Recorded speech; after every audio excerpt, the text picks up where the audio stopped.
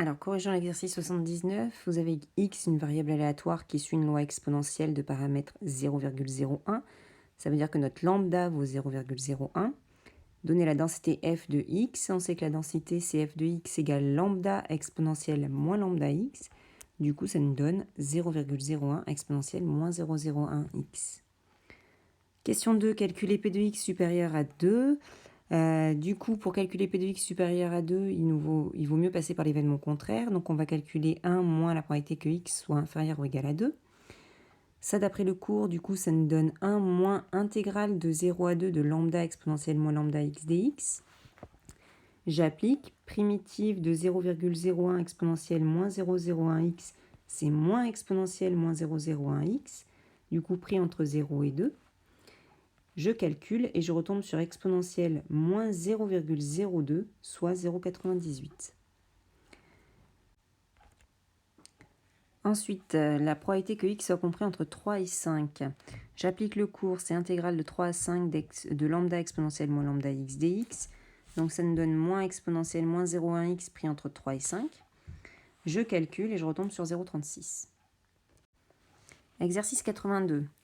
On vous dit que la durée des grands x en heure d'un match de tennis suit la loi exponentielle de paramètre 0,34. Donc lambda vaut 0,34. Quelle est la probabilité que le match dure plus de 5 heures? Donc ma fonction densité c'est 0,34 exponentielle moins 0,34x. Bon, on n'est pas obligé de l'expliciter.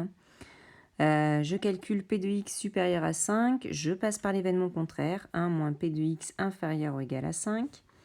Ça me donne du coup exponentielle de moins lambda fois 5, donc moins 0,34 fois 5, ce qui me donne 0,18. Bon, on pourrait calculer avec l'intégrale, etc., mais on peut appliquer directement les propriétés du cours. Exercice 83.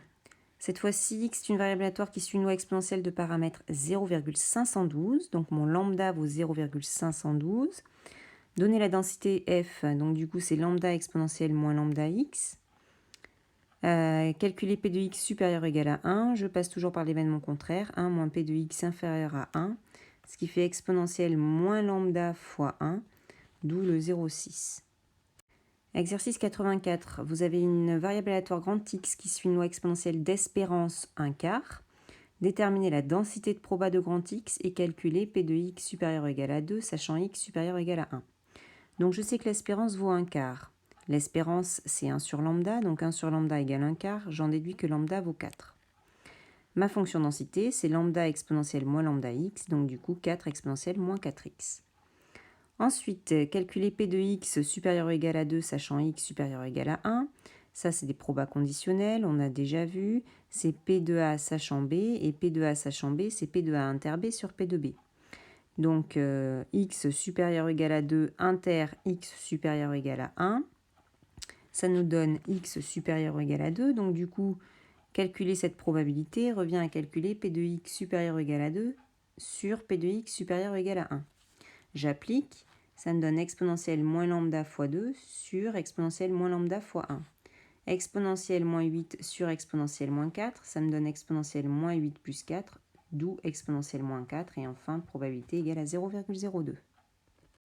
Correction de l'exercice 85. Vous avez une variable aléatoire dont la densité de proba est une fonction f qui est donnée par f de x égale 1 dixième exponentielle moins 1 dixième de x.